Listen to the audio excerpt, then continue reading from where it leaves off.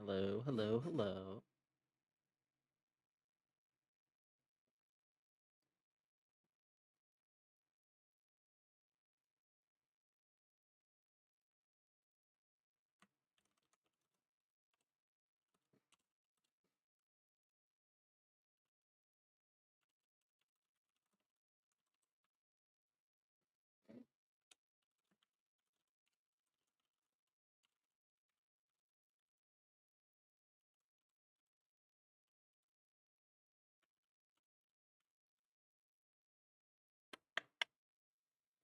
At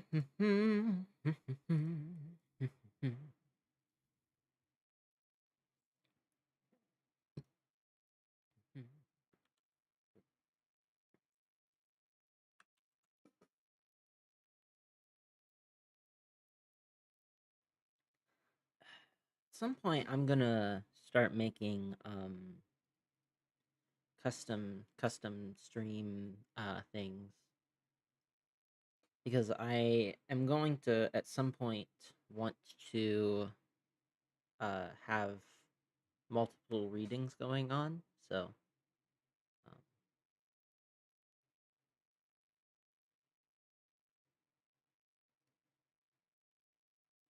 what?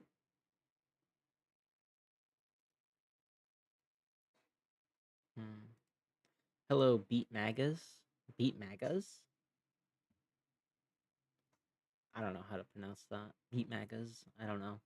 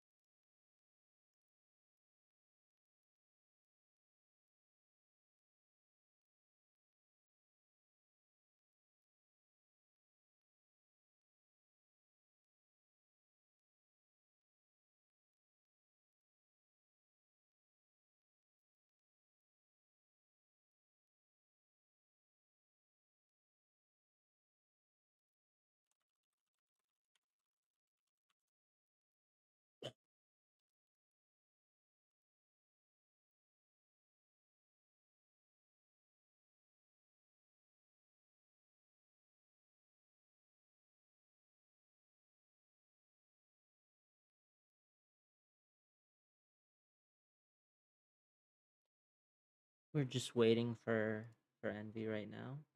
So maybe we can bring up a little bit of Minesweeper.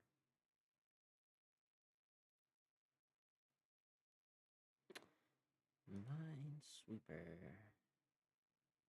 And it's already a guess. I'm just gonna reset that one. I think is this literally the exact same?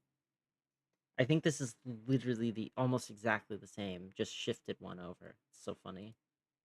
Okay, this one is better. Yeah.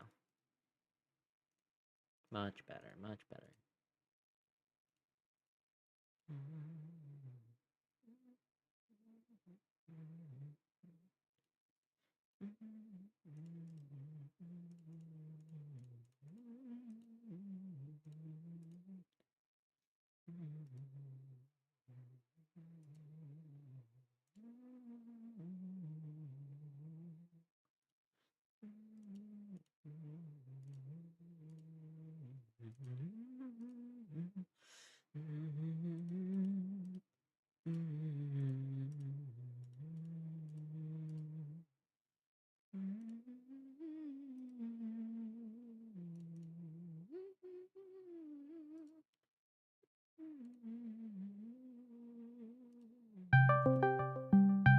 All right, there we go.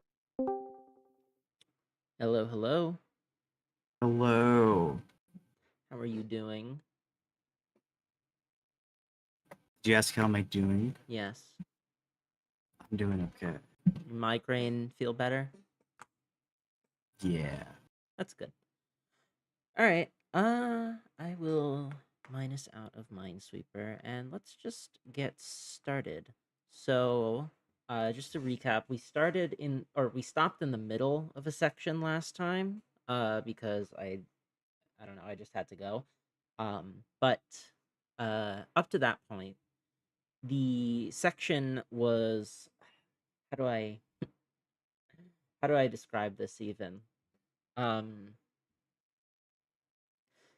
he was talking about basically how to populate the the world with entities, and like what are the conditions under which uh, we should inaugurate them. And he outlined a few, and I'm trying to remember where specifically, because I don't remember why I didn't highlight it, but he did have a he did have a specific list. Um, yeah, so Yeah, so divinities are not substances, no more, in fact, than acid ferment. They're all action. And, this is the other thing that he was starting to talk about here, was the idea of focusing on practice as opposed to um like higher level descriptions of the activity. Um, so in the context of the example he's elucidating right now, which is ethnopsychiatry, um, it's less important to him to analyze like the broad zoomed out contextualization of uh ethnopsychiatry, or the interpretation of it that is given by the theorist, as opposed to what the therapist uh actually does in practice. And what everybody involved in the process does in practice, what is produced, what are its effects. And this is what he's primarily concerned with uh, in his analysis. Um, yeah. Anything to add to that, Envy? No, you did a pretty good job, I think. Okay, that's This good. section is really hard to characterize. I mean, this part, just Hmm. the entire part, is a bit hard to characterize, um, because of the difference in the way he goes about handling Hmm. it. I feel like it's a lot more easier to Yeah. explain the other part, especially because there is a. As I came back to this, I realized that there is so much more in this book than is like let on, like an insane amount. To where if you read any of like Latour's like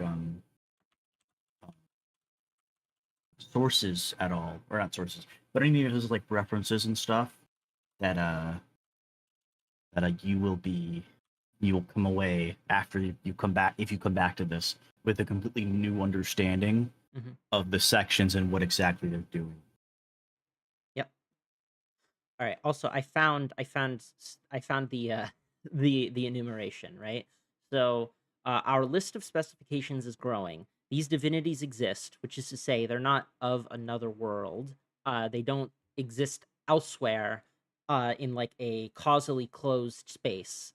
They are subjects of our inquiry, um, and properly so.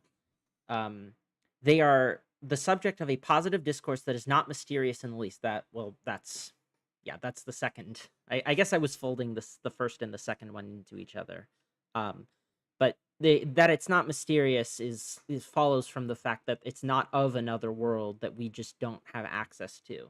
Uh, we don't.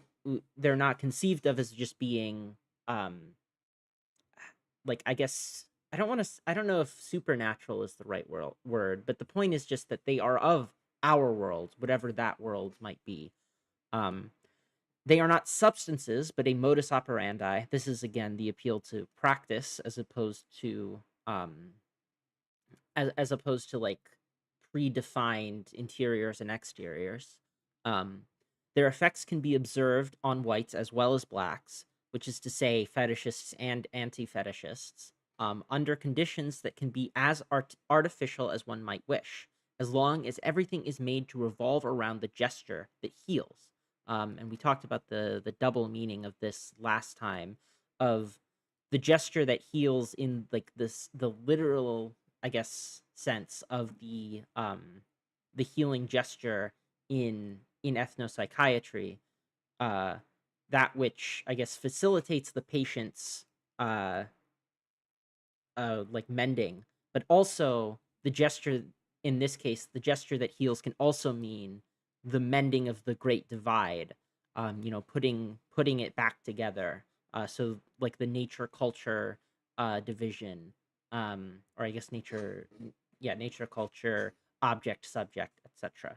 Um, yeah, and then the last thing was they are not gods, and he goes a little bit over uh like what he means by them not being gods, and he contrasts them especially with like uh like the Abrahamic religions. Um so which is to say, like, the Abrahamic religions also posit God as as like exterior to the world. I'll just actually reread this paragraph. So we need to add one more feature before we can define these divinities. They cannot be mistaken for gods. The gods that save through presence are excellent vehicles for fabricating people, but poor agents for healing. And more or less, what he means by this is that these gods are good at fabric. When he says fabricating people, he means like pre-describing a subject or a subjectivity, and delineating the boundaries of where that starts and ends. And you can see this in the Abrahamic gods with like respect to like the eternal soul or the immortal soul, right? Um, and this was like even going back to Descartes and before, like the idea of the immortal soul as the subject and the body as the object is, it's really important in the history of philosophy, and it's something that Latour wants to move past. Um, and it's poor agents for healing. They're poor agents for healing in both senses because they predefine the subject, thus closing it off from further development, and it's a poor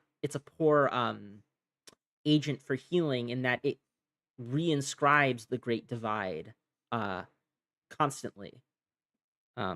So in both senses of healing, it's not it is a poor agent. Not This just that, mhm, yeah. the salvation sought through a lot of it is literally of the other world. You have to die to get to it. You're not healed. You die, and you're simply, I'm going to say reborn. There's no healing going on. Mhm. Um, And I find this super interesting in the context of Latour being a Catholic, because like it would, I guess, like on a very traditional reading of Catholicism, this would be like blasphemous almost. Um, that he's conceiving of the deities this way. So I think it's really interesting, and also a testament to the fact that like to him there is like a like the like in practice versus in theory distinction, right? Where he's very much as a an anthropologist, as a sociologist, operating in descriptions, um, versus what he constitutes as as like himself going about the world is very different. Um, I find that really interesting, and I don't know, like I know that yeah, I tried to combine Catholic and Latour, but I know Latour is a Catholic. Has he written extensively about Catholicism at all, or is it just something that he has said that he is and doesn't really elaborate on much? there's a chance that in uh, his book, The Torments of Religious Speech, he goes into it. In the Mhm, third chapter of this, he um he talks about his religiosity, mhm, and he uses it in a very particular way Interesting. um, to get at a point he's making. And I think there's a lot of ways you can. I think there's a very interesting way you can take what he ends up saying in chapter 3, which I'll get to once we get there. Yep. It'll be a while. Yeah, it'll be a while at the pace we're going, but that's okay. That's okay. Um. Anyway. Um. The subject. Yeah. So the subject constituted by the gods does indeed escape death, but does not mean. That does not mean he is healed. While the former subject of psychology could pull together the totality of his being within his own interiority, the one appearing here resembles a. Oh my gosh, we talked about the pronunciation of this last time. Uh, Filet, I don't know. I don't know. Just pronounce it every. I always pronounce it however I feel. I don't know. I don't know Yeah, French. I sometimes I think you pronounce it more accurately, but other times I'm just like yeah. So happy anyway, a to know. multi-layered entity traversed by various vehicles, each of which defines him in part without ever fully pinning him down. As we are beginning, or so I hope to perceive, abandoning the difference between the interiorities of psychology and the exteriorities of epistemology is not the same as mixing everything up. Sorry, I keep getting visual glitches on my stream preview, like just like black boxes flashing up. I don't know what that's about. Um, sorry. When we lose the distinction between representations and facts, we by no means plunge into indifferentiation. If we follow the various vehicles, on the other hand, we can retrace distinctions other than the only two allowed by modern sonography, continuing on to register many other contrasts. Um, so yeah, so he's reiterating his goal is not to mix everything up, to say everything is the same as everything else. Everything is on equal consideration as everything else. Um, yeah, he's being very careful to say that, and it's just that in doing so, in not predefining the landscape before you've traversed it, you can um you can find new contrasts in that traversal. I think is what he's getting at. So that's catching up to where we left off. Um, so continuing from that, what characteristics hold? What characteristic hold do divinities have? What method of grasping or passing? They construct those who seat them on fabric or fabricate them. This feature also belongs on the list of specifications. Okay. Uh, so it says they construct those who seat them or fabricate them. So that in the sense, I think what's being said here is that like insofar as we have things that construct or fabricate entities, there's like a mutual co-constitution happening where they the divinities construct those who are constructing the divinities. Am I reading this correctly?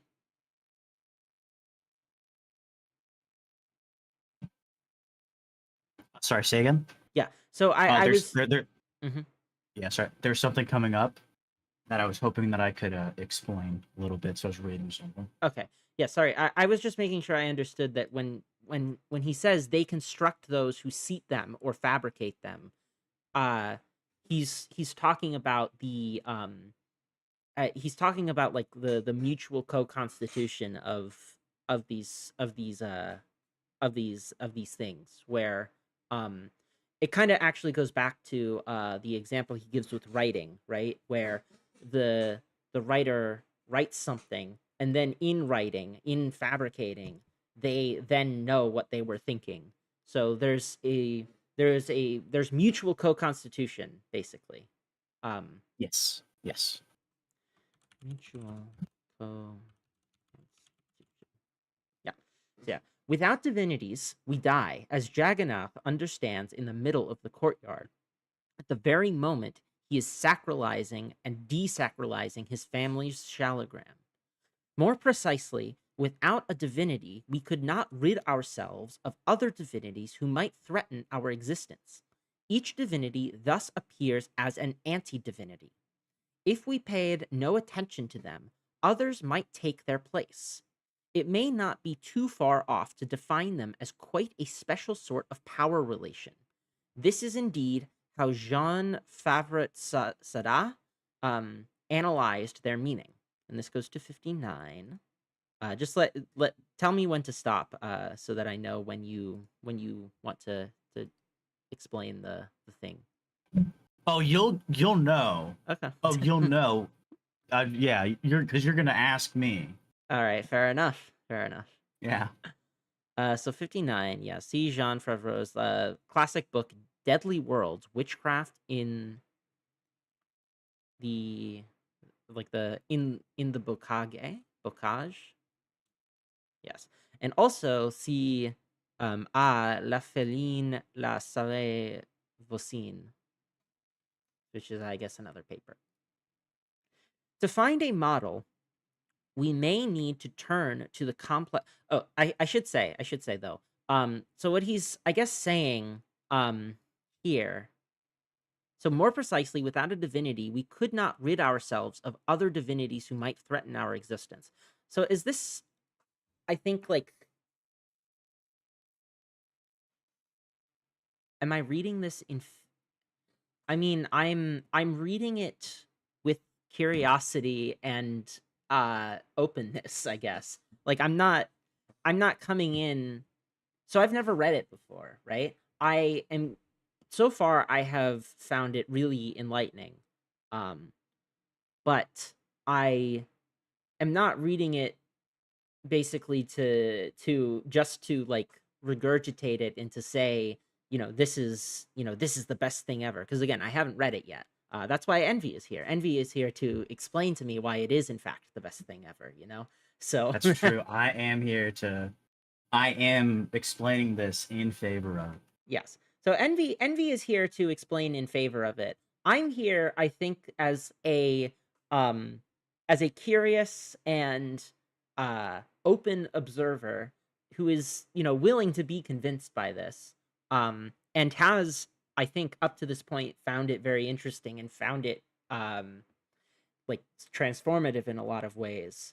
Very, like, I would say it's very therapeutic for me because of my background in so much of the sociology that he is trying to reconfigure. Because I have this background, it's very therapeutic in that way.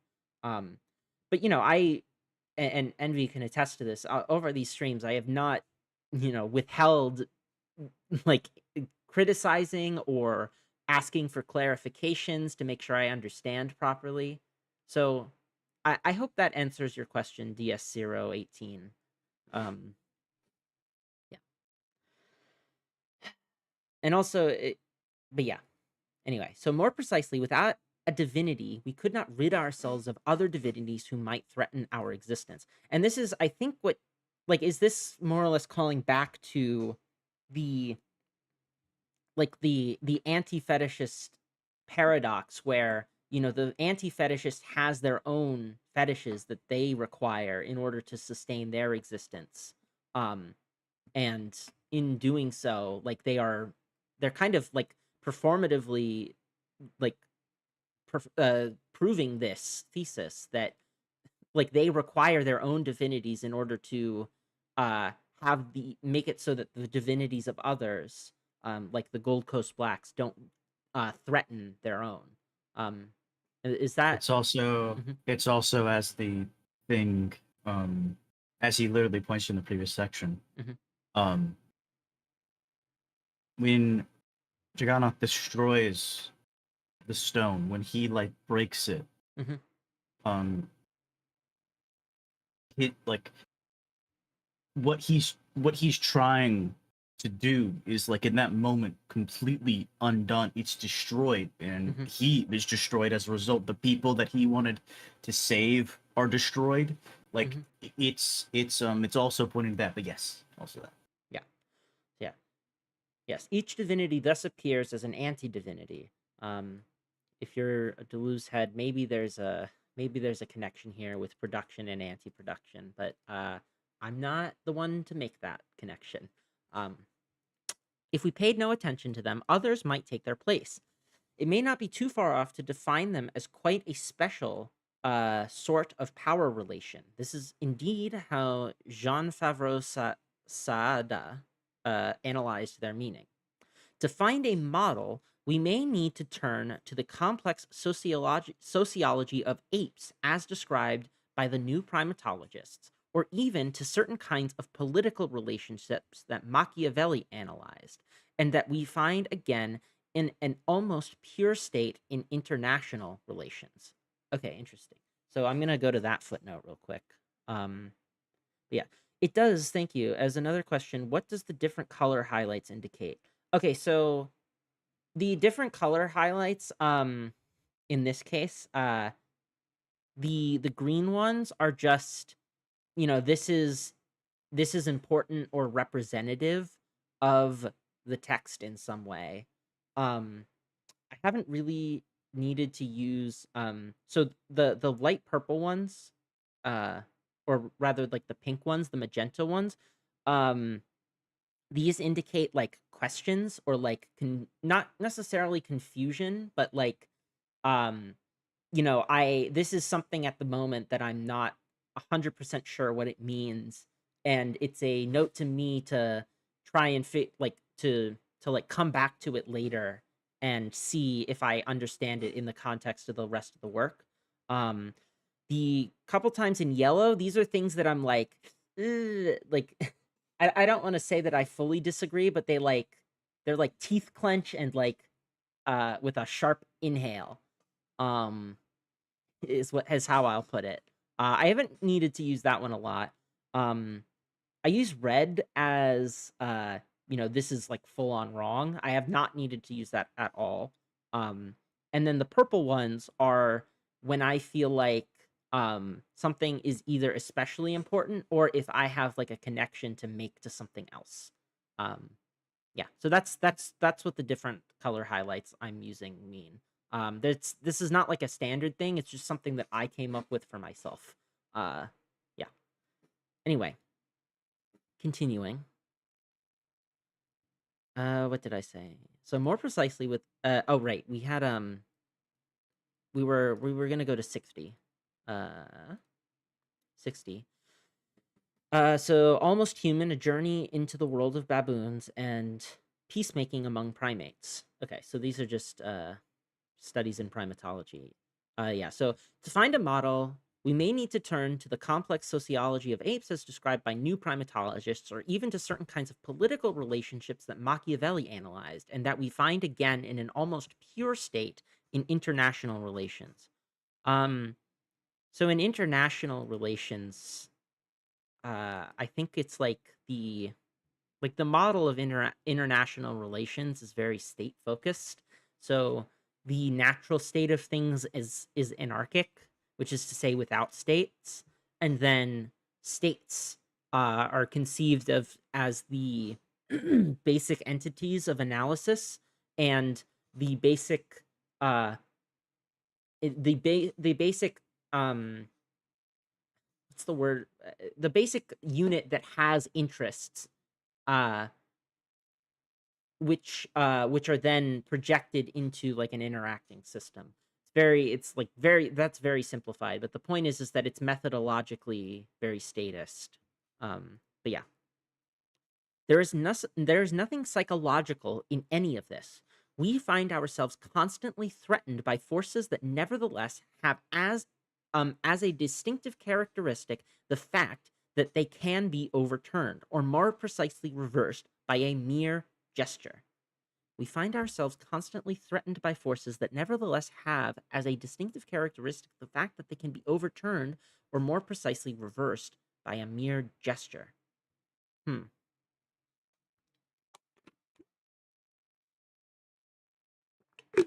I'm a little confused on this one. Um like what sort of gesture is he referring to? Like or is he gonna actually let me read on just to see if he gives Yeah, an example. the next sentence, the Mhm. next few sentences will make it make sense. Yeah. So, as Rilke wondered, perhaps all the dragons of our lives are princesses who are lonely waiting to see us once beautiful and brave. Okay, let me reread that. Perhaps all the dragons of our lives are princesses who are lonely, waiting to see us once beautiful and brave. Instead of forces continuously producing their effect, here are forces capable of brutally modifying their course from dragons to princesses, from coaches to pumpkins, from shallograms to stones. The best one can do under their sway is to hold on a little longer, take a few more precautions. Watch out, my Michel Serres has defined, or sorry, watch out is the end of that sentence. Yeah, the best one can do under their sway is to hold on a little longer, take a few more precautions, watch out, quote unquote. Um, so basically, I think this would mean like openness to uh like other possibilities. But so perhaps the dragons of our lives are princesses who are lonely, waiting for it to see us once beautiful and brave. So I is the idea in this. Oh wait, hold on. He has a citation for that. Maybe he explains a little bit more. Nope, he doesn't. There's just the citation to it. Okay. So I if I had to interpret this, I think maybe it's like hmm, so perhaps all the dragons of our lives are princesses who are lonely, waiting to see us once, beautiful and brave. So is the idea here that so the dragons of our lives. Okay, so the dragons of our lives, like because they're dragons, they're big and scary. We avoid them. Um, but in moments of extreme bravery, uh, we face the challenge of these dragons. Um, and in that sense, maybe these dragons are princesses who are lonely because we don't confront them and are waiting to see us once. That is to say, when we challenge them, and in challenging them, we are exhibiting beauty and bravery.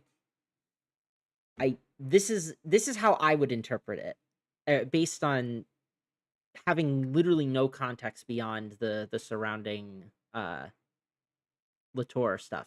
So, Envy, am I have I gotten that correct, or is there more to it than that I'm missing?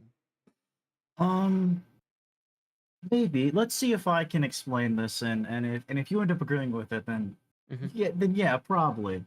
Okay, hold on. Let Um, me let me actually finish this paragraph, and then we can because it's literally one more sentence. But yeah. Yes. So Michel Serres has defined religion as the opposite of negligence. There is indeed a significant religious element in the expectation that any second there might be some danger threatening us, because those to whom we owe our existence might not be able to come to our rescue. All right, there we go. Anyway, continue. okay, what was I gonna say? I was gonna say something. I had something in my head. Sorry. No, you're all good. No, you're all good. I'll figure it out.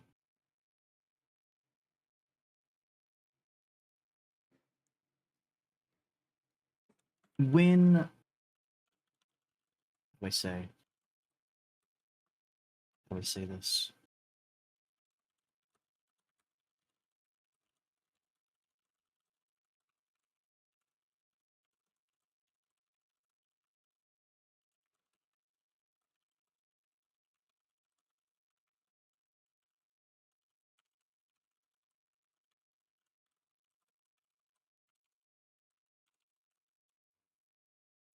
Sorry, I'm just typing out that first pass at it so that I can re-reference it when I.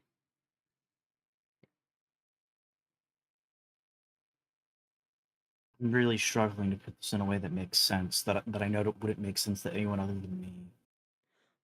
Well, just just just Um, just start saying things, and I'll ask questions. um,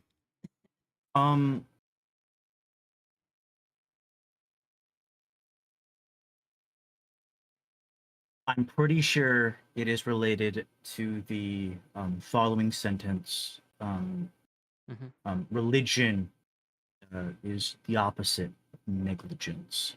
Yes. Um, which is. I'm surprised you didn't also ask me about that because the first time I read it, it was a very interesting thing, and it's in Michelle Serres' a book, The Natural Contract. I haven't Hmm. read this, but while we were doing it, I remembered to look up the section. Hmm. I knew where it's from, and I just never got the chance to go over the citation. I wanted to read the whole book and not just like the part because it's like 47 pages in. Um, but basically, uh, in this section, um, Sarah's is like defining. Um, uh, he's like putting on religion that it almost requires a sort of upkeep, a continuation. It like Hmm. you the thing he goes to is there's these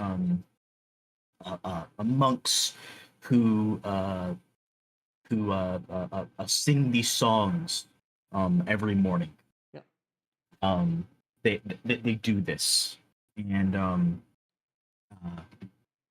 uh, uh, why it's the opposite of negligence Hmm. because they're not, they literally are upkeeping this thing. So I Yeah. guess the And that makes the sense. best way Like without reading it is like the way I can explain it. I feel like observance is a huge part of basically every religion, insofar as like religion can be seen as a coherent category, and there are many critiques of the idea of world religions, uh, that I am not versed enough in to get into. But insofar as we can talk about unifying elements or commonalities at the very least, um, religion religions all seem to have observances of some kind. Um, and it's not unique to religions by any means, but they all have observances. So whether that be rituals, like public rituals or private rituals, um, observances in what thoughts you're meant to have, observances of how you're meant to act in particular situations, observances with respect to who is within and without the religion. So absolutely, I think, um at least like intuitively, it makes complete sense to me that he would define it this way, um because it I don't know, like I would never have like articulated that myself, um it, mostly because I tend to avoid articulating a strict definition of religion. But having him articulated it does make complete sense to me. So uh and that's what Latour says, is like, there is indeed a significant religious element in the expectation that any second there might be some danger threatening us, because those to whom we owe our existence might not be able to come to our rescue. And this is something you see, especially in like religious apologetics. Like, this is why apologetics as like a profession exists, basically. Like, I don't know how familiar you are with religious apologetics. I went through like an atheist, sort of consumption phase in my teens. So I was well acquainted with a lot of, like the like Turek and William Lane Craig and Dinesh Yep. D'Souza and like all these types of people, right? Um, and I think that, one thing that's really important to realize about these kinds of people is that they are there to basically do the rescuing.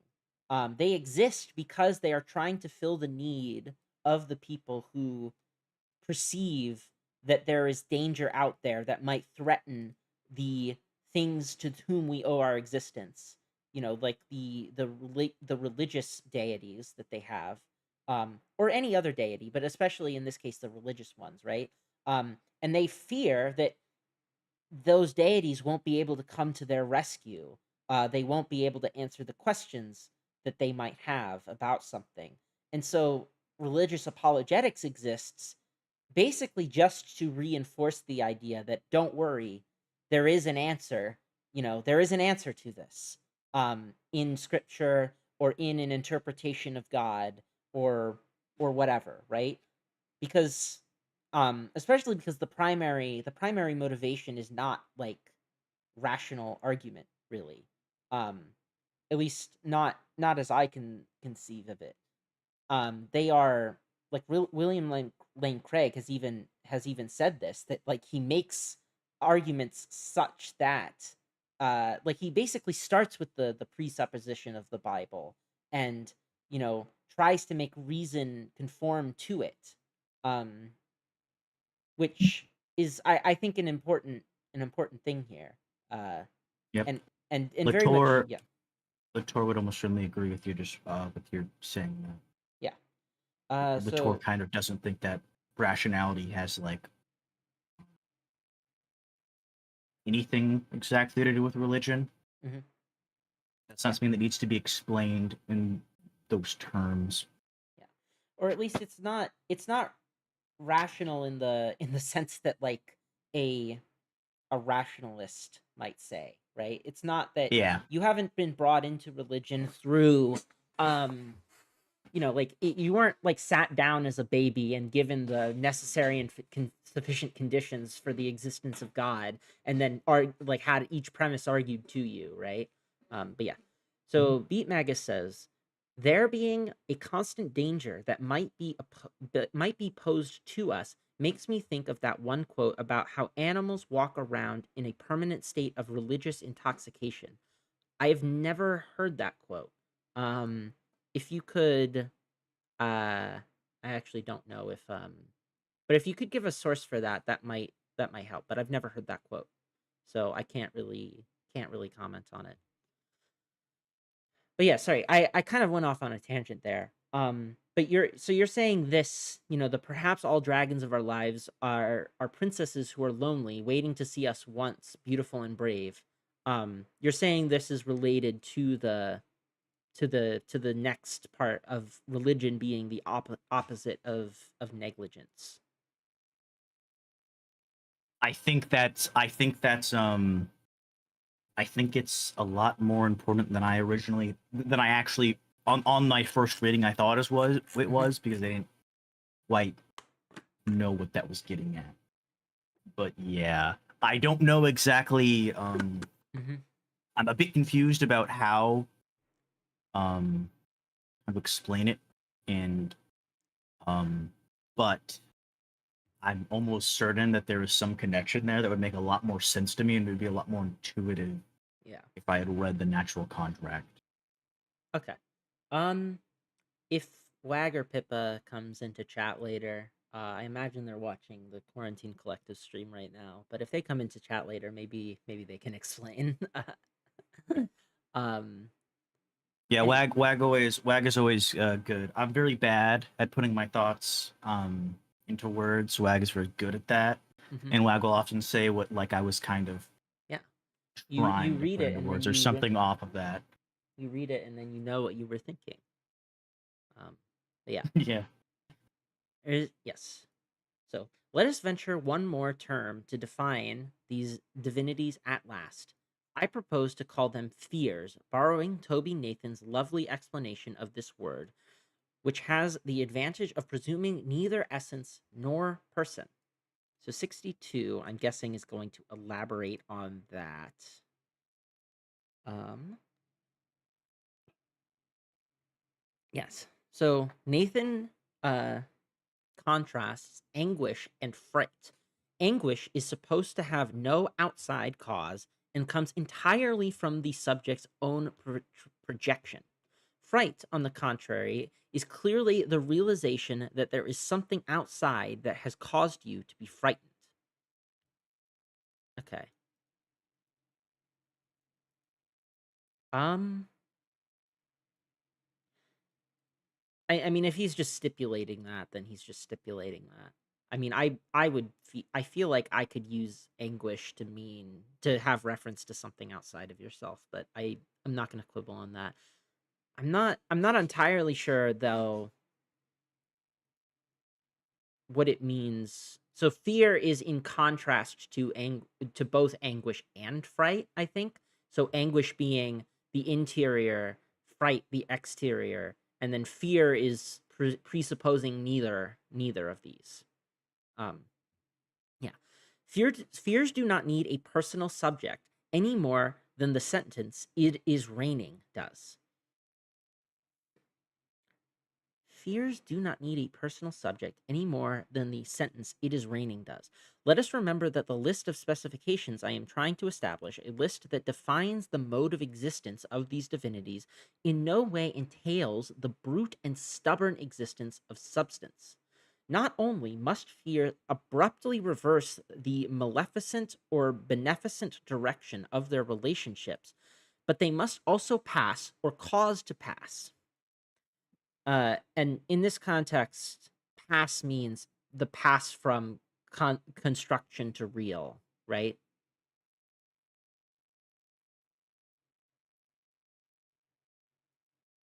Sorry, say again. I think you So, cut so out. in this context, passing is the pass from the construction to the construction to the real, um, like as shown in the diagram earlier.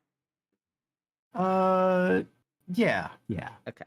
Also, I'm pretty sure, um, as a side note, Hmm. that fright and fears are supposed to be taken together, but he's not. I don't think he's entirely using that. What's Right. important is that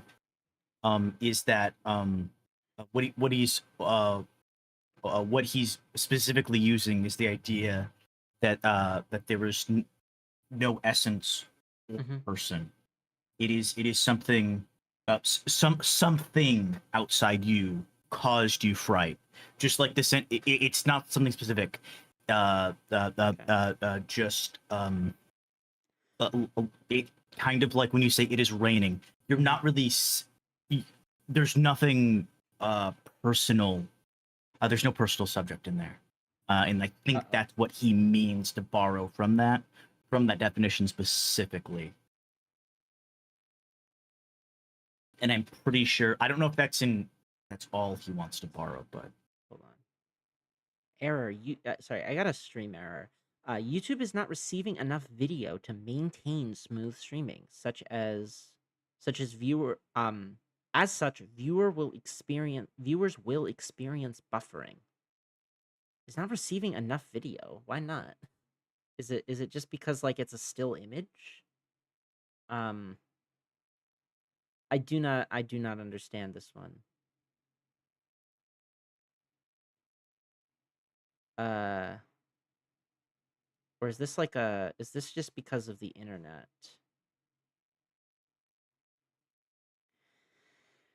Hold on, give me a second. yeah, S- good. Settings. Can I change the bitrate? Stream output. Streaming bitrate up to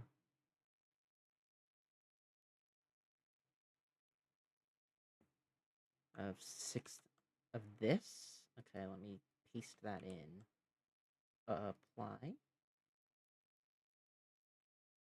Okay.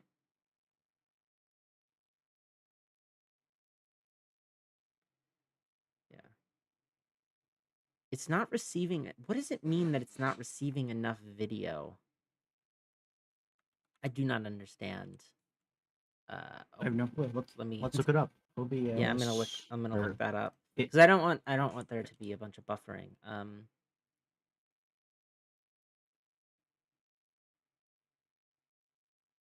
Uh, do I just need to have like? Is it just because it's been a lot of still image? Is that all it means, or is there just like a problem with my internet, or I think it might be a problem with your.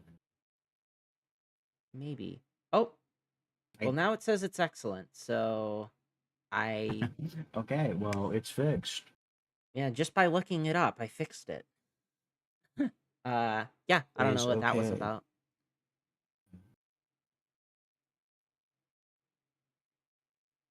Oh, and it's back to poor. That's what the heck? What does it mean? Sorry, I need to figure this out. Let me close that. Yeah, I need to figure this out.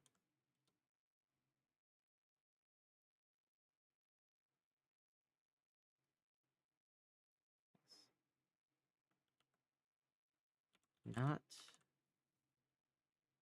Yeah, so what does this mean?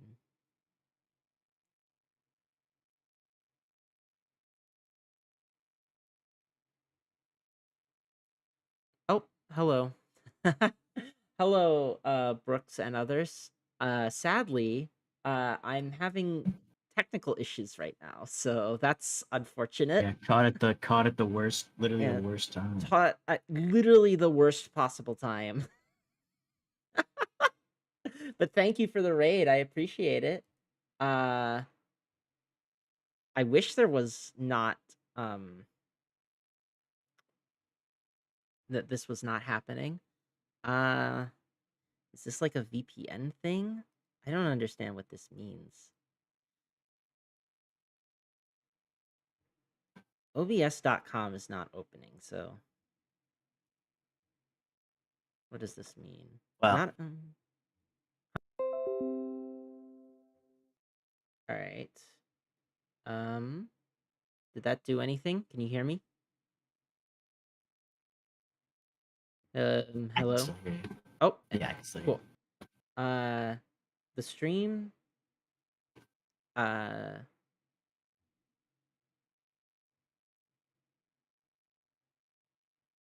Is the stream down? is it? I don't know.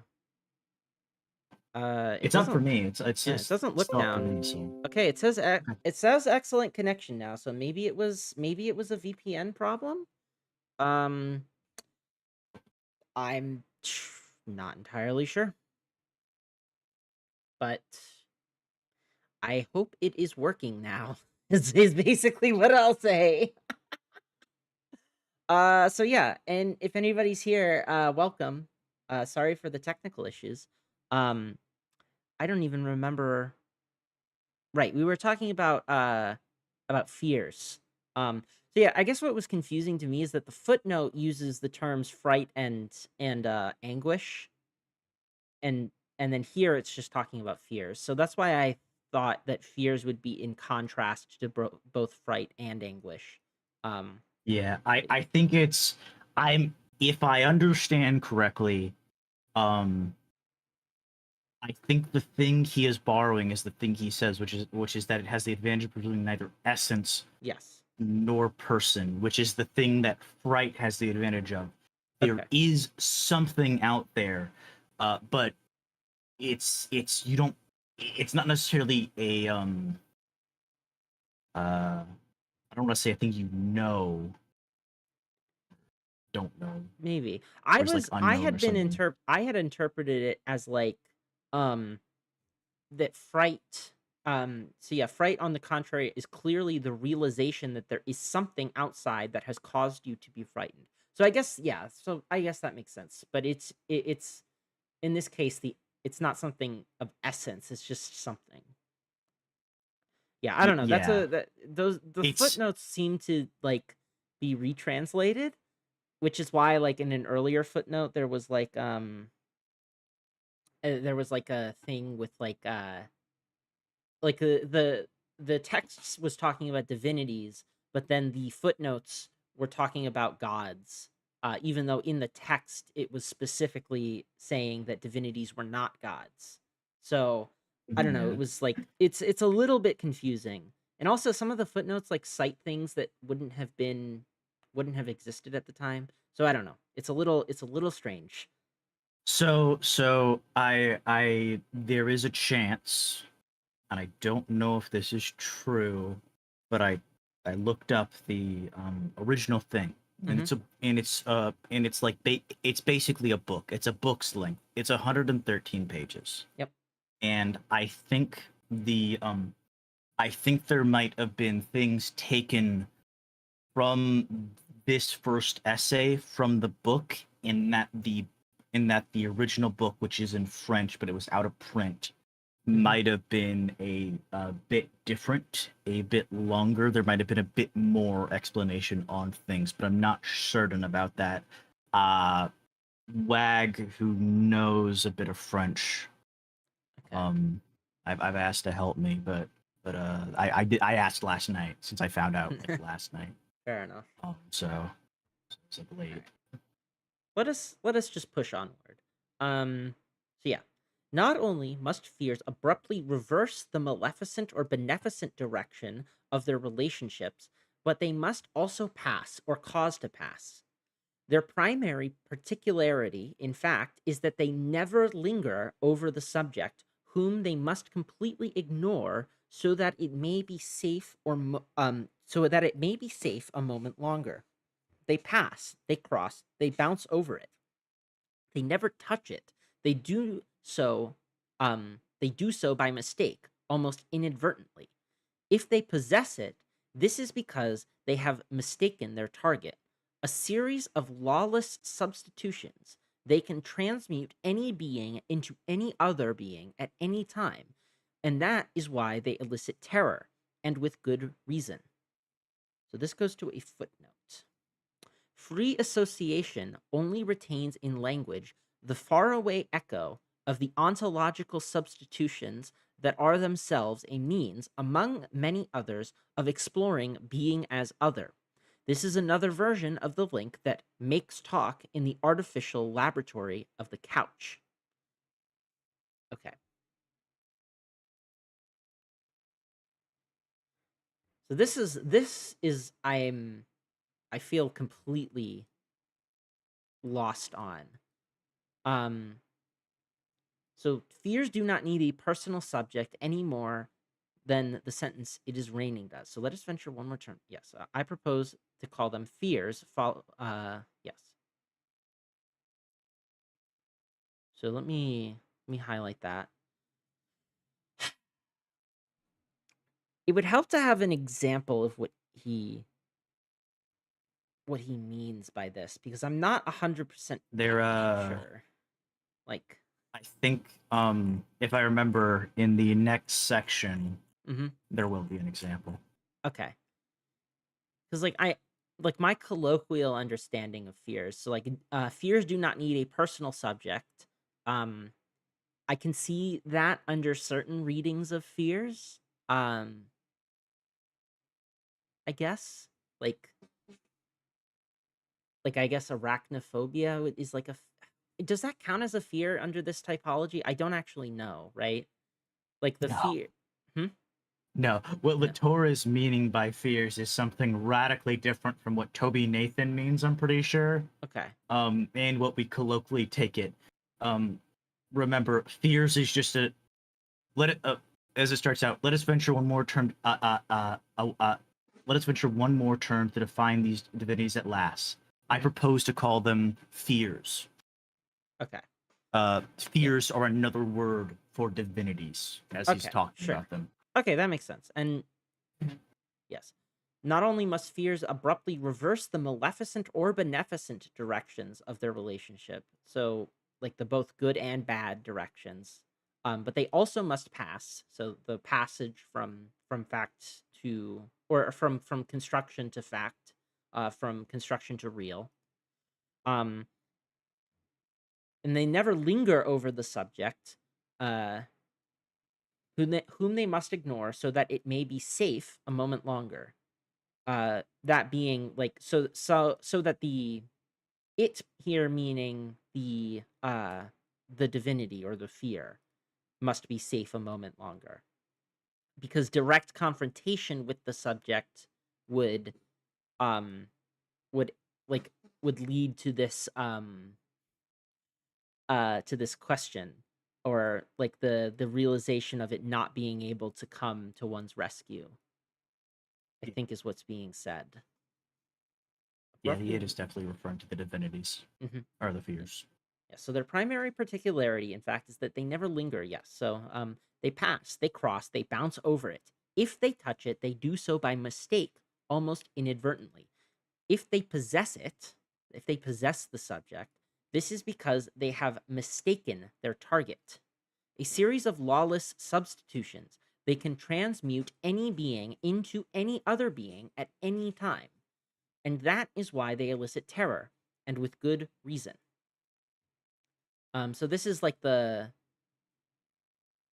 think this is referencing like what he talks about earlier with like the anti-fetishist um conception, where in through anti-fetishism you ascribe a kind of power to things such that those things can both uh can reverse the direction of power and then also reverse the reversal. So like he's the double denunciation basically. Um and in that sense they can transmute uh any being into any other, because in principle, whatever you take to be the whatever you take to be on your fact and fetish ledger and your credit and debit ledger could be substituted in for any of these things, right? So they can always transmute in this way through this process of reversal and then reversing the reversal. Am I understanding that correctly? Uh, yeah, I think so. I think you got the yes. I'm just gonna say yes. Okay. You were always allowed to revise later. So I hesitate to reuse the term transference, but in order to describe this movement, I shall like to speak of transferences of fears, or better, transfears. And then this goes to footnote 64. All right, this one's a long one. It is not as dangerous as one might think to borrow the old language of psychoanalysis, for in the long run, once the couch, the doctor's office, the money, the professional associations, the controversies, the works, the style, and the ancestors have been reintroduced, we end up with a setup that is just as artificial, just as unpsychological, and thus just as interesting as that of ethnopsychiatry. One advantage of symmetry is that all the head shrinkers can study themselves the same way.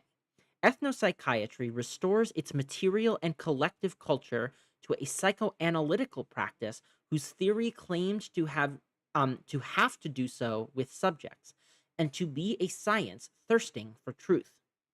Let us note that simulation, like factishes, refuses to respect the either or choice. Is it real or is it simulated?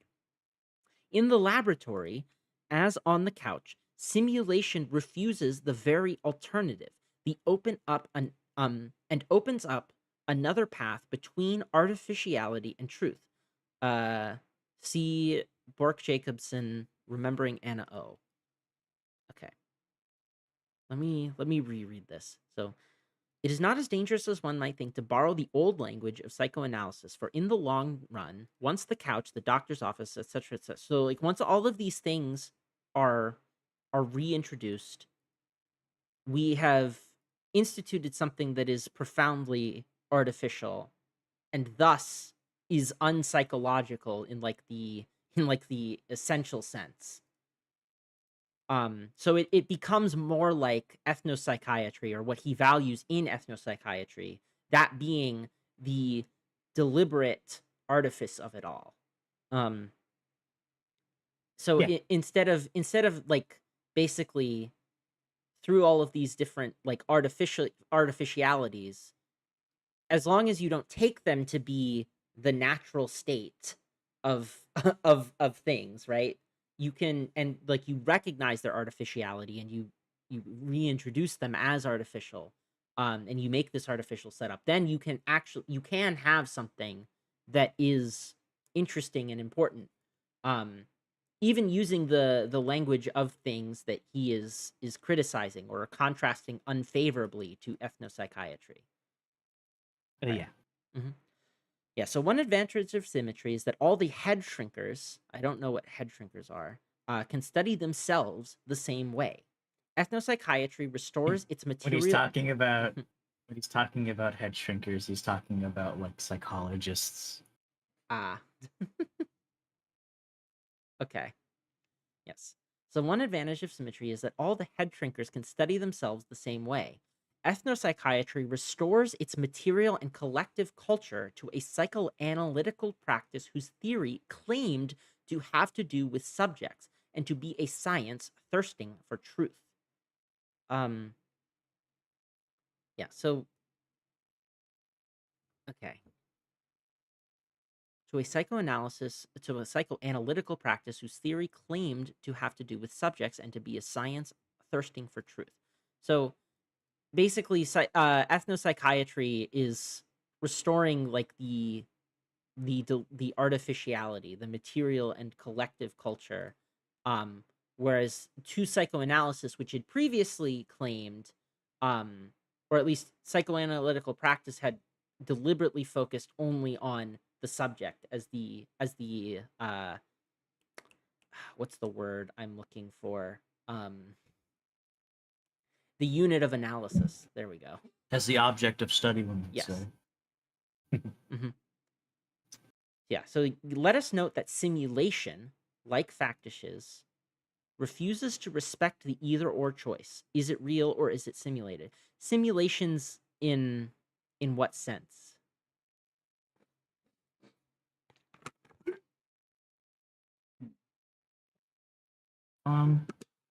Good question. Um,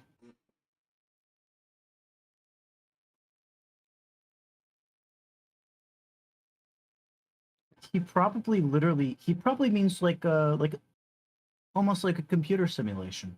Okay. I think that might be what he means. He might not mean it in like um the in like simulation in a more, I guess, philosophical. I'm gonna Hmm. say philosophical sense.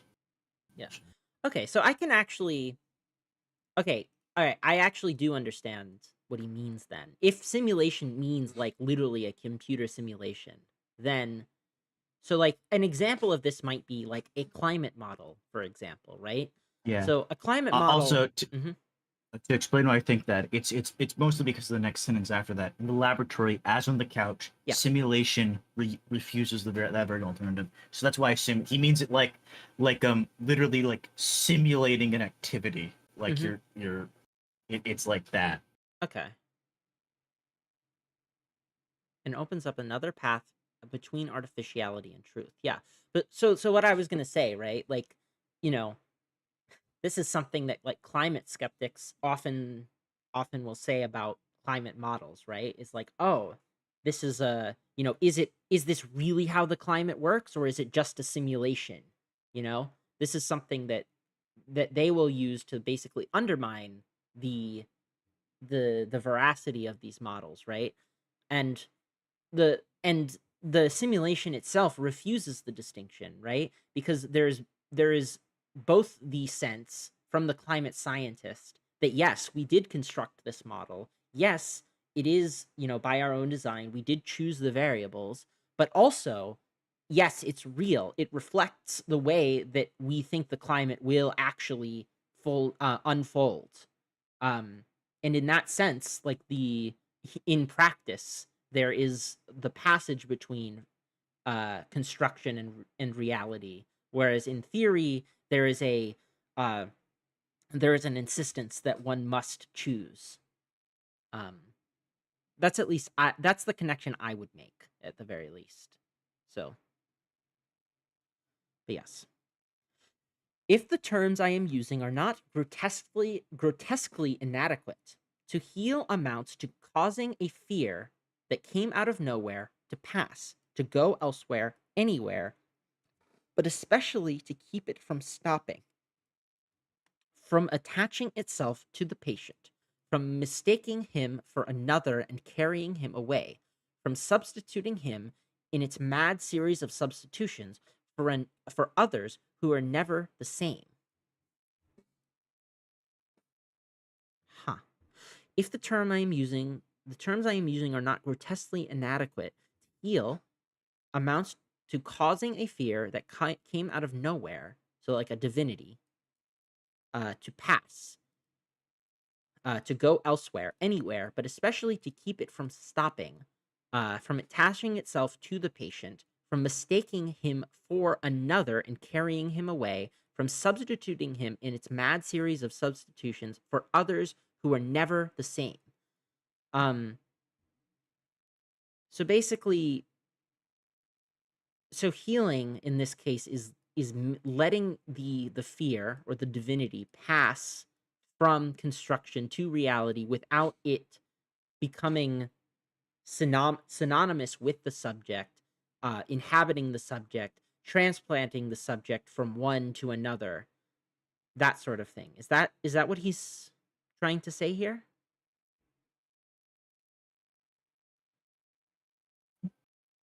Um,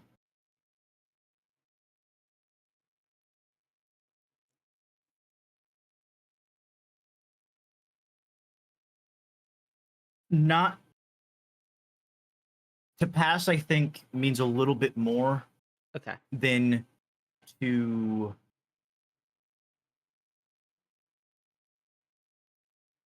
Okay. What I will say Hmm. is is the important part about passing is it's not that there it's not that there isn't um something we can call construction or reality, Hmm. but there's no difference between those things. It's the unbuilding of a like wall keeping Yeah. you out forever.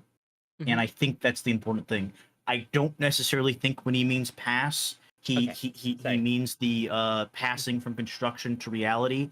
He might, Okay. I but should I should it is clarify because I'm the way that I was saying it makes it sound like what I'm saying is that it's passing from one to the other unidirectionally and yeah. is passing from one mode to another. But that's not really what I was trying to say, and I recognize though that is probably what it sounded like. Um but like if we go to the yeah, right? So um for the table or for the chart, right? The the arrow that of passage, the passage from the reality object pole to the fabrication subject pole. The passage is just it's two-way. It's a two-way arrow on Yep. this chart. It's not so like what I'm not saying is that like the passage is unidirectional, that there are these two completely distinct modes that it first is constructed and then is real. I'm just trying to say I'm trying to maybe say that it's passing um from one to the other, or having a passage from one to the other is maybe the like the building of the passage means that there is like this um inherent instability of there's an inherent instability here of trying to say that one is definitely one or definitely the other, because it's both. There's a passage, right? So the deities are both constructed and they are real, and to the person who is doing the construction, there is no contradiction in terms there. It's exactly like it can both be real and constructed. It's exactly there's just no contradiction there. Sorry, that was a little messy, but the what I'm trying to say is basically just I understand that it's not like such distinct modes that like one necessarily comes before the other. It's just that um so when I'm talking about passing between them, I'm not saying it's unidirectional. I'm not saying that it's first one and then the other one. It's that it's both simultaneously. Does that clarify? Sure. Yeah. If there is more you wanted to say though, feel free. I can't remember Um. exactly what sentence we were on. We were on we were on the sentence to do that one must use trickery. Oh, right. Yes. Oh yeah, because Yeah, because I was asking about the sentence before. So if the term so to heal amounts to causing a fear that came out of nowhere to pass, to go elsewhere, anywhere, but especially to keep it from stopping. And I was asking about like from adhering, from attaching itself to the patient, from mistaking him for another and carrying him away, from substituting him in its mad series of substitutions for others who are never the same. Um, can you help me understand what he means by this part of it specifically? Because I think this is somewhat of a hang up for me. When he's talking, well, I was kind of trying to say something a bit different Hmm. with what I meant. When he's talking about um, um, uh, passage, like the Yes, passing, go for it. he's the important thing is I think that it's not like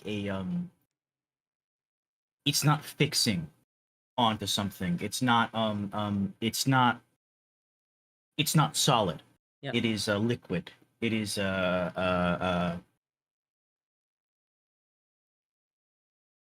and I think that is the kind of important thing. It is constantly shifting, moving, and it is, well, like I said, it's not attaching itself to the patient. Hmm. It's not doing that.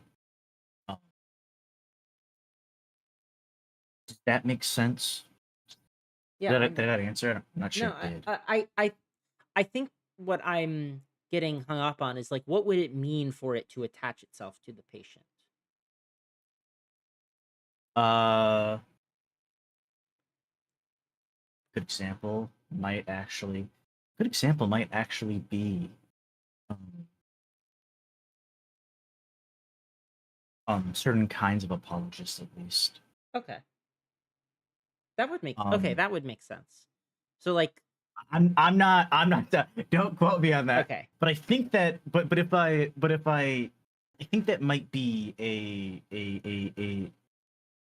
good example, uh, hmm, mainly because of how I take him in meaning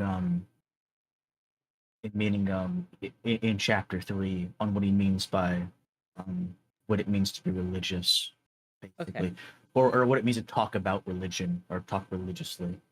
Okay. So like if I can maybe explain so to hopefully make sure I understand. Like the analogy there or like the reason that this would be an example is because like religious apologetics seeks like basically to dwell on the deities, like the fears that come out of nowhere. Um and it prevents the healing because it doesn't allow it to pass over. It's always having to make this reinforcement of of them.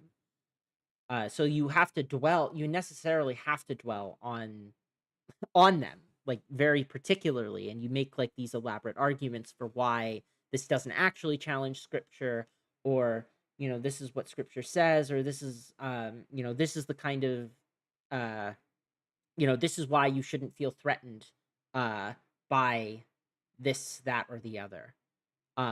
Instead of the It's healing, which would be letting it just pass over. That like the like I guess the recognition that like it's not that you don't like sorry, did you want to I'll let you speak.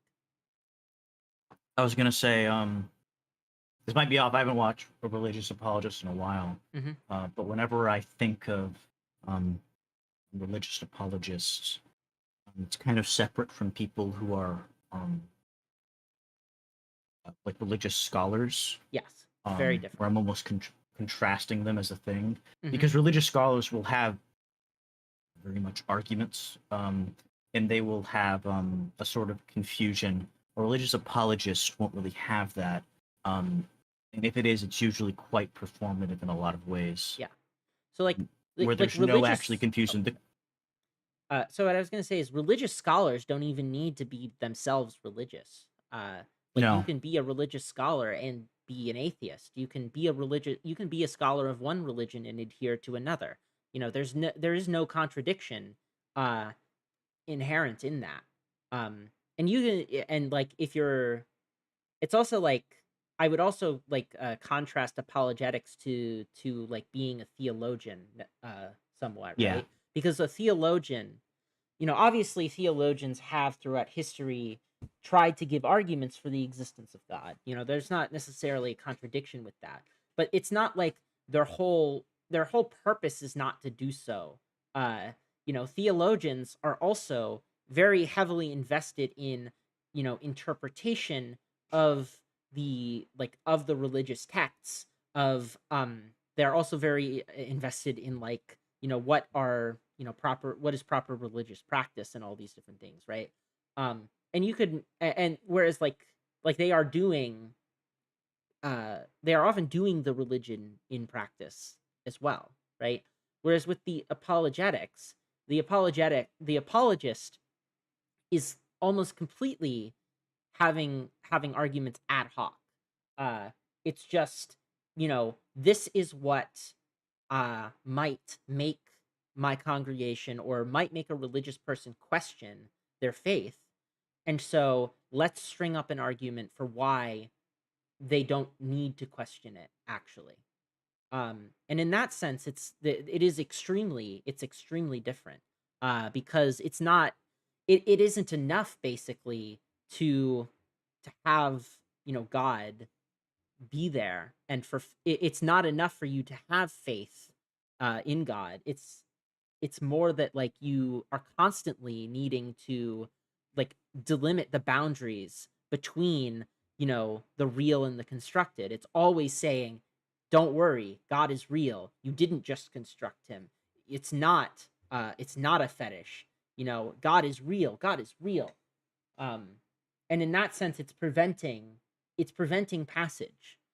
It's preventing uh it is like fixing it to the subject and not letting the subject's faith or like develop organically in any meaningful sense.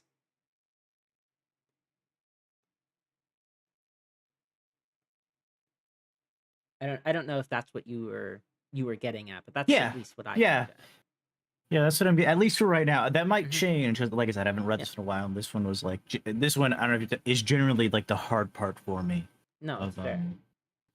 getting And if to it, and if especially explaining even what I think it means. mhm. It's hard. Yeah. So I mean, Brooks, Wag, Pippa, if you're in chat, uh, feel free to to talk through this example.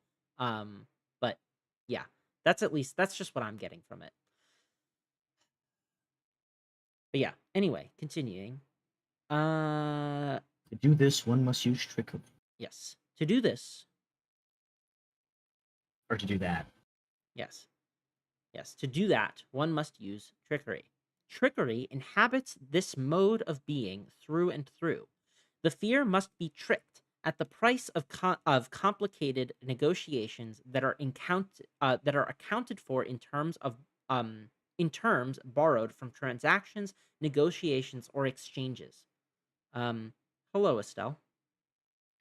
Let us use the word charm instead, returning to the original meaning of our language to the original meaning our language has lost. Charms allow one to use trickery against fear, according to the rather general formula, quote, if you can mistake me for another, you may take that other to be me, unquote. A necessary deception of which mythology provides hundreds of examples. Let us then imagine the provisional form of this quasi subject of divinities, who would then replace the subject of psychology. Surrounded by fears that can possess him by mistake, calling on counter fears that are the object of continual scrutiny, he draws a rather loose envelope, patrolled by a multitude of charms, each of which deflects forces by using trickery. It is not a subject. It has neither interiority nor consciousness nor will. It has not yet fixated on mommy daddy, as we have known since Deleuze's Anti Oedipus. If it raves, it does so with the world, the cosmos, the socius, which it is exploring by a series of substitutions. And this goes to 65. I think it's just a citation to Deleuze and It's just Guattari. literally citing Yes. Anti-Oedipus. Yeah. Yeah, it's just fucking citing This this Anti-Oedipus. is The entirety of Anti-Oedipus. yes. Just the Just entirety go of it. read Anti-Oedipus. But yeah. Um. Yeah. So let us then imagine the provisional form of this quasi-subject of divinities, who would then replace the subject of psychology. Um, Surrounded by fears that can possess him by mistake, so fears being deities, calling on counter fears that are the object of continual scrutiny, he draws a rather loose envelope patrolled by a multitude of charms, each of which deflects forces by using trickery. It is not a subject. It has neither interiority, nor consciousness, nor will. It is not yet fixated on mommy daddy, as we have known since Deleuze's Anti-Oedipus. If it raves, it does so with the world, the cosmos, the socius, which it is exploring by a series of substitutions. We understand now that the invisibility of these fears does not result from a lack of existence, nor does it come from the extraterrestrial, extrasensorial, supernatural, metaphysical origin of so called spirits. Something that must Metapsychical. metapsychical, not metaphysical. Yes. Oops. Yes. Origin of so called spirits. Hold on. Excuse me. Something that must be able to change meaning. Uh, sorry.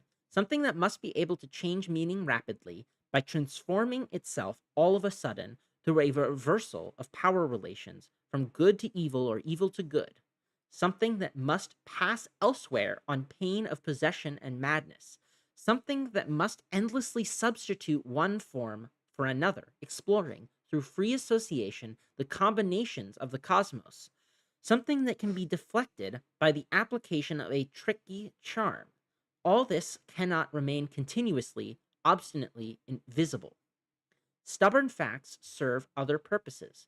Many other interactions, many other relationships require continuity within being, but not this one. And then 66 is this is the case in particular with interaction transformations, which are called rather too hastily techniques. On this very particular form of mediation, see Bruno Latour on interobjectivity with discussion by Mark Berg, Michael Lynch, and Euro Engelstrom. So I've never. Oh, this is Pandora's Hope. Sorry. See also Pandora's Hope, Chapter 6. Um, Yeah, I have not seen on interobjectivity. But yeah, sorry. So in being, but not this one. Far from being invisible because their substance might include some mystery, transferences of fears remain invisible through the very simplicity of their felicity conditions. They are not occult, but have occulting lights. In other words, the mystery does not reside within them, but only in the twisting they are made to undergo when optimization conditions belonging to others are applied to this particular vehicle, most often those of information transporters. And this goes to 67. In my jargon, these are immobile mobiles. See Pandora's Hope. What is do you have you read chapter 2 of Pandora's Hope? No, but I can kind of tell you what Immobile um mobiles are? yes, if I remember correctly, Mm-hmm. how do I explain this? Should probably just go to Science in Action. Science in Action also explains it. Mm-hmm. Or actually, maybe I can just go to Pandora's Hope. Pandora's Hope probably is a pretty decent explanation. It'll probably be a better one too Okay. than the one in I can just do Tor real quick. Oh, I should have. Something that Their politics. Oh wait, not politics in nature. Pandora. So Mm-hmm. different thing.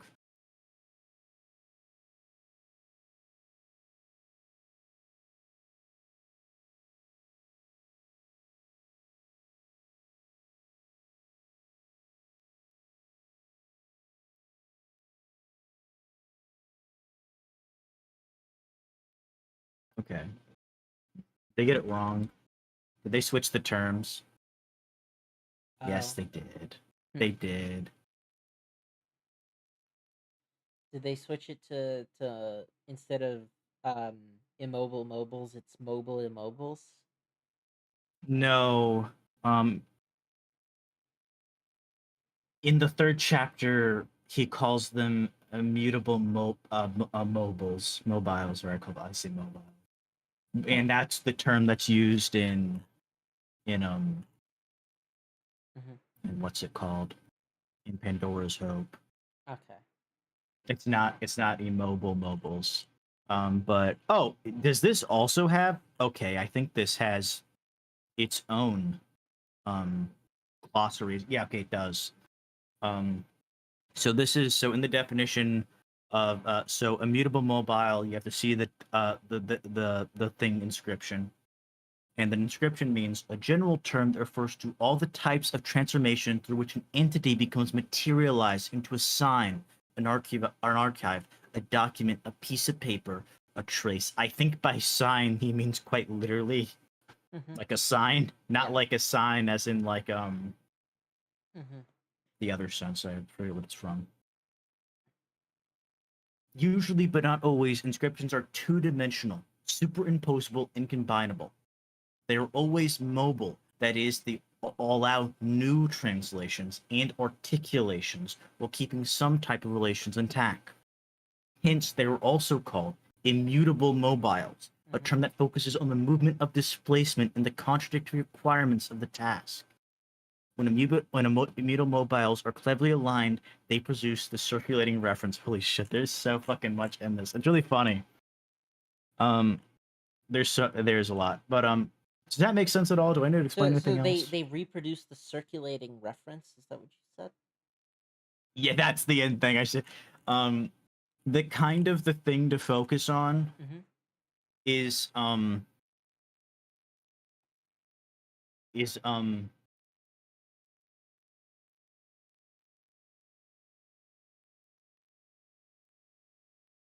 is that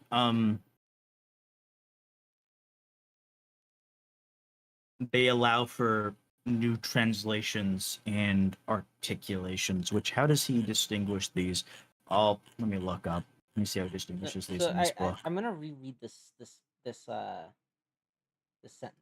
In other words, the mystery does not reside within them, but only in the twisting they are made to undergo when optimization conditions belonging to others are applied to this particular vehicle, most often those of information transporters. So these immobile, so the mystery comes about in the immobile mobiles, basically, which are Yeah, like literally signs, documents, etc. Uh, pieces of paper, two-dimensional, um, in such a way that in like both in the literal and figurative sense of being two-dimensional. Um, and in these inscriptions, they make things, if I'm trying to understand it correctly, they are like fixing it through, having them be two-dimensional, having them be inscribed literally, but they are mobile. They're immutable in that sense, but they're mobile in the sense that they allow for this like circulation of knowledge and this transfiguration, this substitution. So like for example, in like if you've eh, eh, this is like an example that I can think of, at least, would be like with academic research, there's a trail of citations, right? So people are citing from previous research to make new research. So each given document is immobile or immutable in the sense that it's like two dimensionalizing some sort of practice and inscribing it. but then it's also mobile in the sense that it has this quality of being able to be used by uh, further by further documentation. Am I getting that correct? Actually, yeah. Yes, I'm pretty sure you actually. I was trying to figure out if I was like half listening a little bit because I was trying to Mhm. figure out if I how to explain this, but I think you actually did explain it without me needing to explain it either. So Okay. um yeah, I think you got it right. Okay. Let me mark that so I don't forget it. Um,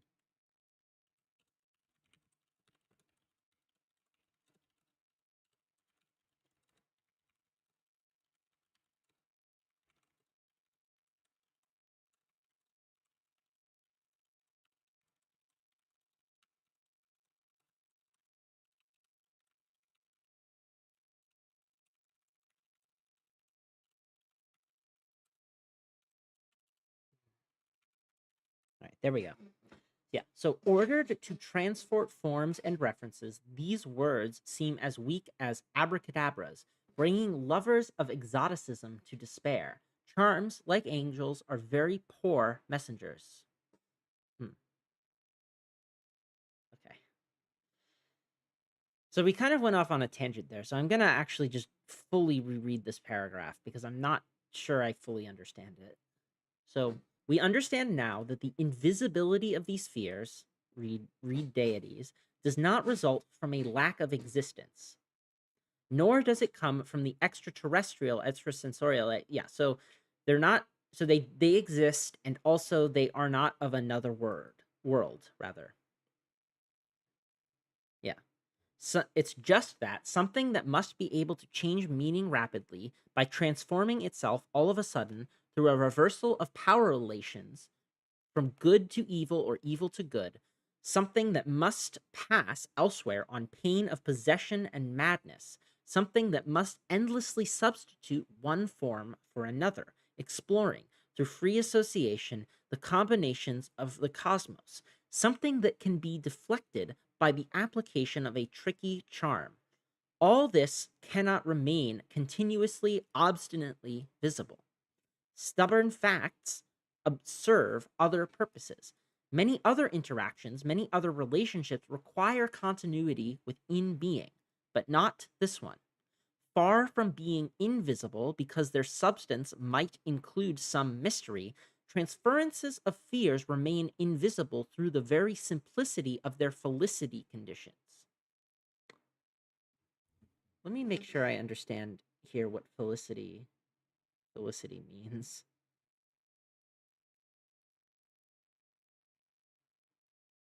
Uh I think you can I think you can basically he doesn't mean it exactly in the same sense as semiotics does, but he basically means like Mhm. the the thing that allows them to exist is how I'm going to put it. Um I'm Okay. not gonna say how they exist. I feel like that misses the point. But it's literally the thing that brings about their existence, how they can exist. It's kind of Okay. hard to kind of hard to describe. It's not from. Okay, so I'm looking it up. So the reason I was confused is felicity is like happiness, right? But in so this is from Wikipedia. So felicity in pragmatics means um, an utterance is felicitous if it is pragmatically well formed. An utterance can be infelicitous because it is self-contradictory, trivial, irrelevant, or because it is somehow inappropriate for the context of utterance. So the felicity conditions in this case, um, meaning uh, the simplicity of the conditions under which they are pragmatically well formed, is I think how I would then translate it based on that. Um, Um, not exactly. Like I said, it's not a bit exactly. different. It's a bit different. It's taken from that, Hmm. but it is kind of it is not necessarily meant in the same exact way. It is how do I put this? I'm gonna say it is meant to be more literal. That's how I'm gonna say it. I don't know how Okay. else to say it. But it's meant to be more it's meant to be more kinda about existence Hmm. almost. Okay. Um All but right. sorry. It's meant to be more about existence almost. Like it is um uh it's meant to be ontological. Is the word I'm Yeah. going to use. Is the word I'm going to use.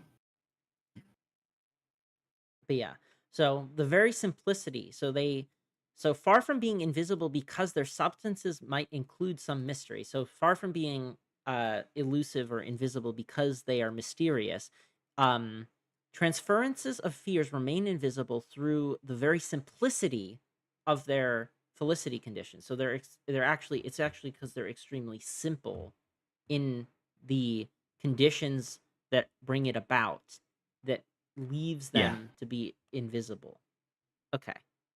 So they are not a cult, but have occulting lights. In other words, the mystery does not reside within them, but only in the twisting they are made to undergo when optimization conditions belonging to others are applied to this particular vehicle, most often those of information transporters. So they become mysterious in trying to like concretize them, in trying to make them sit still. Is how I would read that. Yeah. So, ordered to transport forms and references, these words seem as weak as abracadabras, bringing lovers of exoticism to despair. Charms, like angels, are very poor messengers. So, charms being those that ward off uh the um the fears. Yes. Okay. I'm still I am wanting for an example of what like an example of a charm, because I'm a little confused on that. So, does he give an example, or do you have an example? In the next section. Okay. I'm pretty sure he goes like entirely and explains entirely an example. Yes. But I'm pretty sure charms are also supposed to be divinities. Is what I Charms will are say in the also meantime. divinities. I Okay. think so Oh, okay. because Wait. Okay, wait. I think I get it. Like, so the fears are the divinities that you don't hold to necessarily, and the charms are the ones that you uh are the divinities that you do. Is that the idea? Like, or the um seems more to. like Mhm. more like fears are the things that are the divinities that are threatening your existence. Okay, Is I guess the way I would say it, gotcha. or potentially also your divinity's existence, because as you said, for every divinity there's also an anti-divinity, and charms are kind of like this is like this third thing. I'm actually not sure Okay, so if yeah. charms would be anti-fears, or if they would be something separate, because he uses Okay. the term anti-fears either I think in the last Okay. paragraph. Because that's what I would have guessed, is that the charms are anti divinities, but um or that they are divinities in some sense. I don't know. Yeah. Let's keep reading. See if he explains it in the next section, then that's fair. But yeah, by reformulating the metamorphosis of these invisible entities in my own inadequate language, I neither claim to have understood ethnopsychiatry nor to have theorized it. Naturally, I was only interested in myself, or rather in those unfortunate wights who are always being deprived of their anthropology by being locked into the modern destiny of anti fetishism. But its very artifice, or by its very artifice, the ethno-psychiatric treatment session recreates laboratory conditions conducive to detecting invisible entities among us in the suburbs of Paris. Time after time, it exposes clever therapeutic gestures and well fabricated objects that seem to escape speech, but whose discourse, on the contrary, seems open to precise description, as long as we draw up the list of specifications of entities mobilized, along with the optimization condition of their involvement in action. So, okay, interesting. So the optimization conditions are what obscure it as well, because he was talking about that the idea of either. So earlier he's saying, but they only, they are not a cult. So in other words, the mystery does not reside within them, but only in the twisting they are made to undergo when optimization conditions belonging to others are applied. So optimization conditions belonging to practice necessarily involve others because practice is, it's not necessarily individual. Like practices are are like communally constituted. Um so in this case, when he's talking about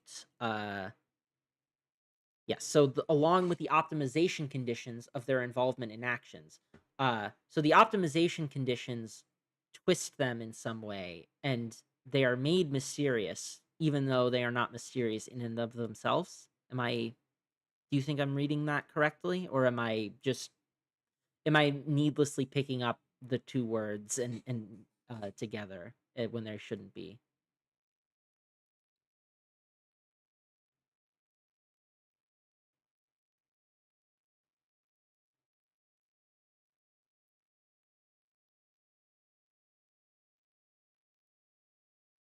Hello, are you there?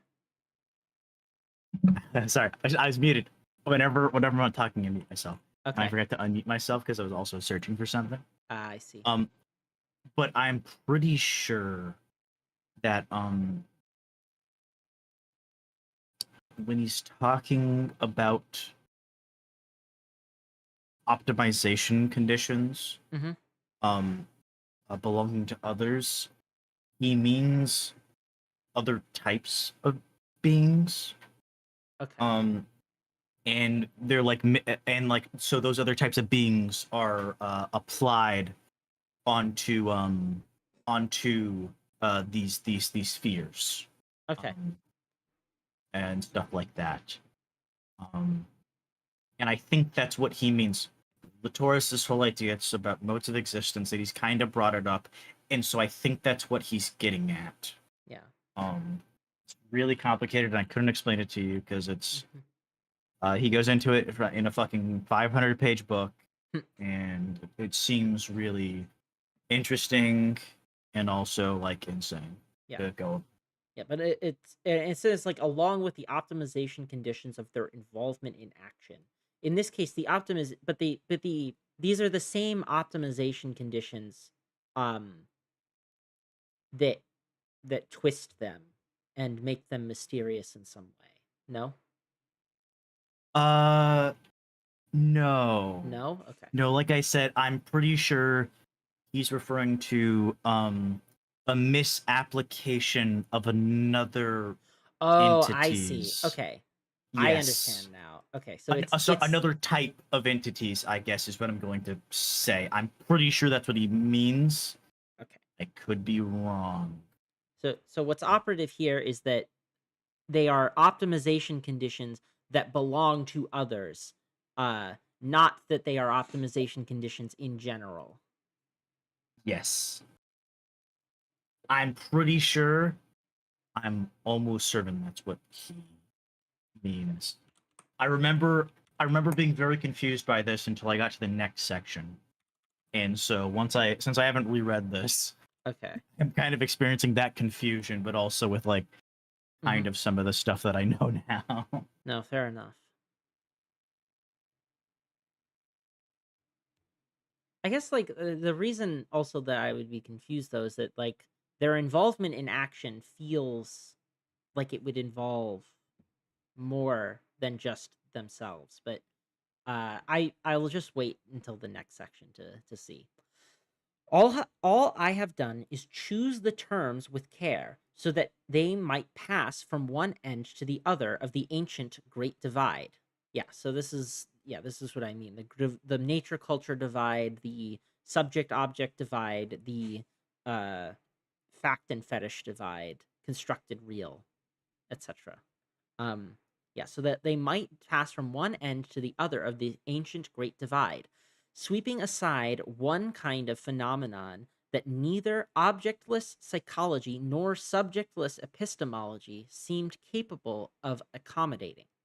I am interested only in the questions that is reformulation. What? I am interested only in the questions that is reformulation allows me. Oh, that this. Jesus. I'm interested only in the questions that this reformulation allows me to raise. Now that we have a broader and more symmetrical comparative basis to draw on. Since they have no more psychology than anyone else, what are the whites' divinities? What invisibles are indispensable to the temporary and fragile construction of their envelopes and their quasi-subjects? How do they go about deflecting fears and transferring them elsewhere? By what charms, what tricks, and what mechanisms? Who are their ethnopsychiatrists? All right, so it does seem like he is going to give examples of charms, tricks, mechanisms, etc. Um, One last footnote, 69. If we could not succeed in answering these questions, the symmetry would be broken, and whites would indeed remain without factishes. But if we begin to search empirically for doubly broken and then cleverly mended factishes, we should be able to find them, as for example in the astonishing roles played by medications. See Andrew Lakoff, Pharmaceutical Reason, Knowledge and Value in Global Psychiatry. And for drugs, Emile, uh, Emily Gomart's methadone. This is the new direction for sociologists of medicine. For the state of the art, see Anne Mary Moles and Mark Berg's Differences in Medicine, Unraveling Practices, Techniques, and Bodies. Okay. As for example, in the astonishing roles played by medications. Huh. I would need elaboration on this, on what he means by this. Um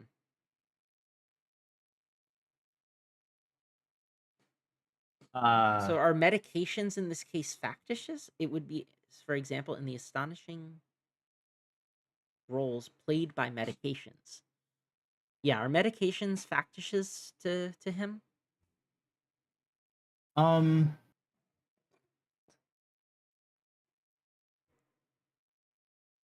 gonna say no with a caveat.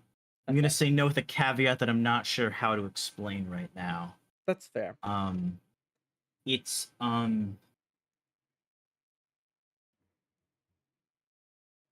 a lot of this stuff for Latour isn't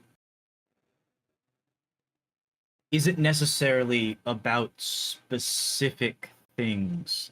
It is about specific I'm going to say processes Okay. with a big asterisk that I'm not sure that's the right word to use. Um, in a um, yeah, that's what I'm going to say. That's what I'm going to say. That's fine. It's going to leave it there because I don't know. And I don't want to No, it's risk fair messing enough. it up even Fair further. enough. But yeah. So that's the end of that chapter. Or not chapter, section. That section, yeah, we're almost done. Yeah. And Yep, Yeah, only that have was like 10 only pages part. left. We didn't even do a full section. We did part of this section last time. So wow, that was a yeah. But yeah, There's a lot here. There's a lot mhm, here. yeah. I definitely do need to go now. So, thank you everybody for Uh, coming. I appreciate it. Before you leave, I was Hmm. gonna say something real Go for quick. it. Go for it. When we got to the end. Um, it's not that uh there isn't others involved. When he's talking about the optimization conditions of others, he is literally um okay. He's literally talking about something similar to applying let's see, how do I do this? Um Applying a calculation, I'm gonna say, to some like just somewhere it doesn't belong. It'd be like using let's see, um the theory like some like thing about gravity, or just like to answer a question that it's just not useful for, I guess, is how I'm going to describe Ah. what it is. It's not that, because the answer is yes. For Latour, others would certainly be involved, but it's that not everything is not everything is brought about in the same way, and when you apply specific conditions onto things that Hmm. they don't have, it messes with how you're going to talk about them. Okay, that makes sense. Uh, Yeah, it's like the conditions of of like you know like the conditions of their existence. Like so, I guess so maybe it's like trying to apply one felicity condition to something that it's not applicable to. Um. yeah, you can think Okay. of it like that. Yeah, Yeah. All right. Yeah. Thank you, Estelle, for sticking around. Yeah, I will see all of you next time. Remember, subscribe to Envy. She makes great videos, or makes great live streams. I don't know that you have I'll be made any making videos technically, but yes. soon, but it's fucking taking forever because I have to go over an hour and a half long Yeah. thing, and I also have to lead something. All right. Well, uh soon though, soon. And she streams fairly frequently. So, uh go subscribe. Anyway, take care everybody. Take